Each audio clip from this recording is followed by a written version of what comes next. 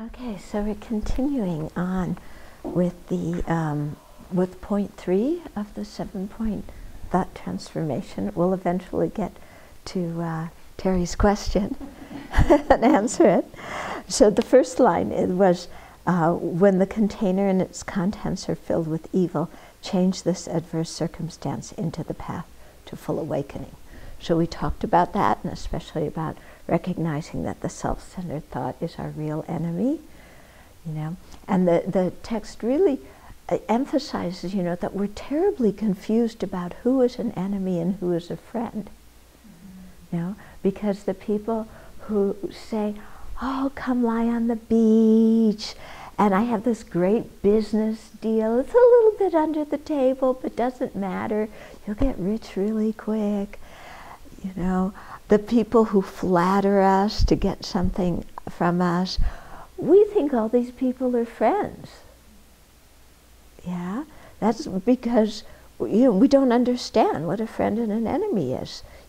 These people are leading us to create non-virtue, not because they're bad people or anything, but just because, they're under the influence of ignorance too. But we're so susceptible and we have so much attachment that we just follow them merrily along. Anybody who praises us, we think they're spectacular. But this text is really saying that the people who challenge us and the situations that are uncomfortable, they're the ones that are the real friends on the path, because they're the ones that force us to practice. Yeah. So you can see how much we have to shift our mind here, because our ordinary view is just, I just want to be happy, and what makes me happy is good, and what makes me unhappy is bad. Whereas the thought training practice is saying, what you think is making you happy, is often helping you create the causes for suffering, or helping you waste your life, or fooling you and bamboozling you. Whereas situations that you think are bad or uncomfortable are actually opportunities. And so we go through our life missing a lot of opportunities, don't we? Yeah. So I think that by the time we meet the Dharma and sit down and practice, that a chunk of our meditation involves going back over our life and seeing the opportunities we missed and imagining, how we would apply the Dharma that we know now to that opportunity if we could go back in time. Okay? And doing that is actually very transformative and very healing, because it enables us to completely switch the way we look at some of the very painful, confusing times in our life. Okay? So instead of looking at those times and going, they were so miserable, they were so awful, which we do, and those things are quite painful when we remember them.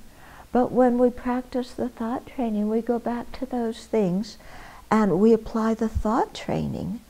And we say, well, my negative karma got used up then.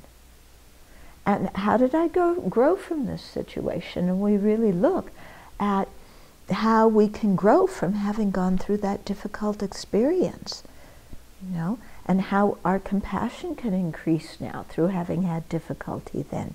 How our renunciation of samsara can increase now from having that difficulty. How we can apply the meditation on emptiness to that situation.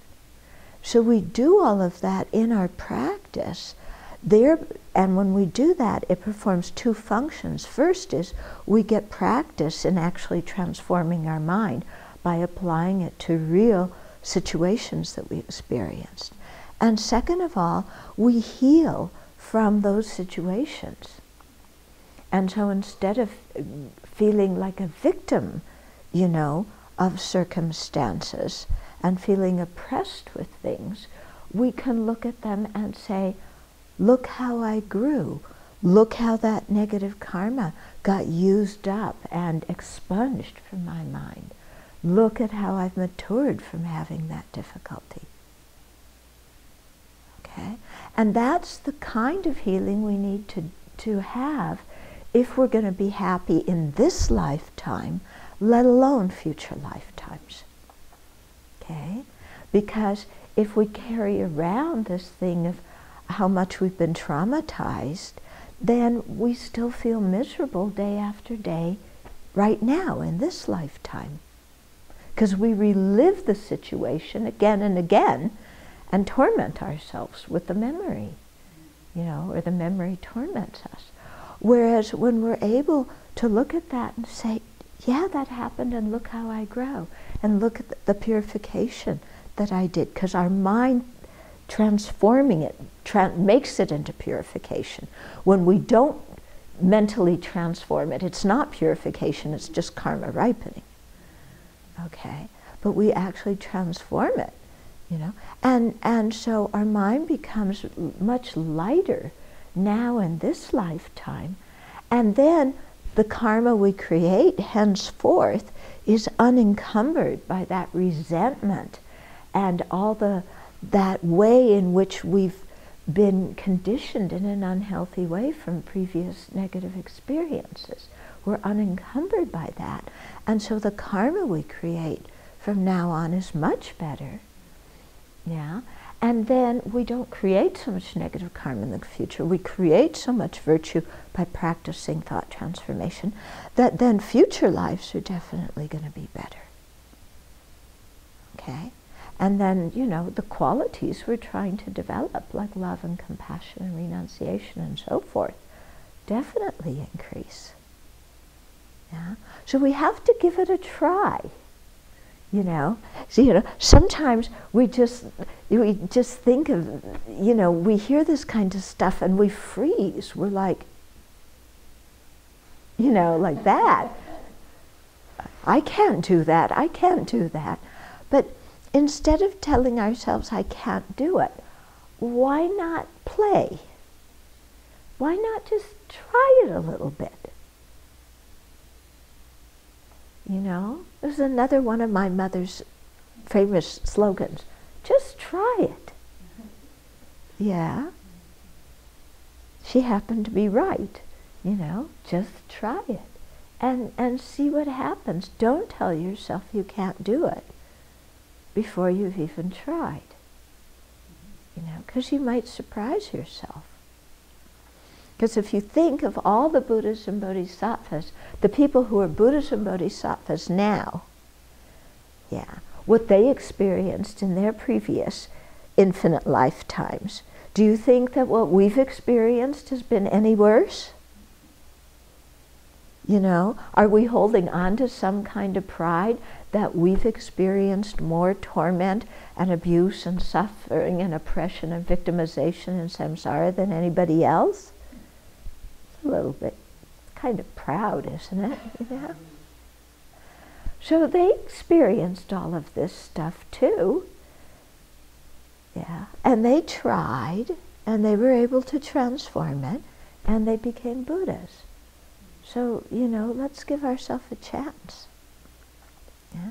And I know personally, whenever I've tried to do this, and instead of, pushing the pain away or just like, getting so tight about something, just like I told you the other day, when I say, oh, it's good my reputation has been trashed.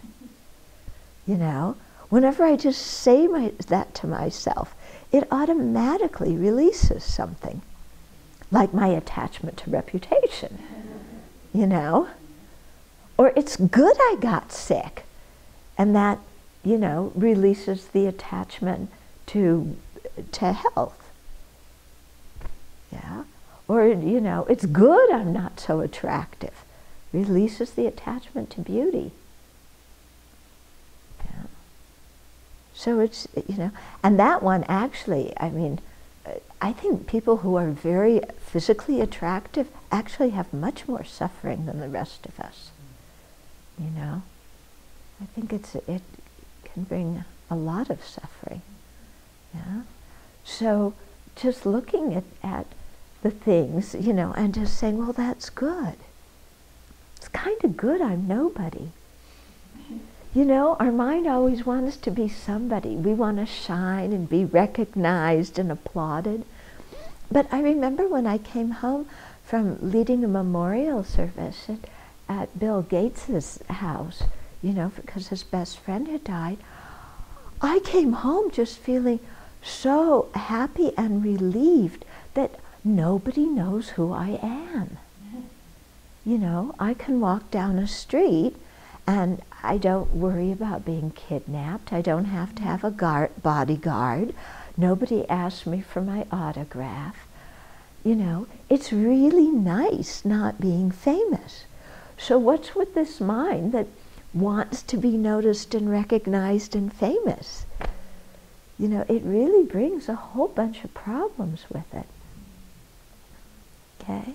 So, you know, often if we just spend a little bit of time reflecting on these things, we can release so much stuff that our mind has been stuck on for years and decades and maybe even lifetimes. Okay? So try.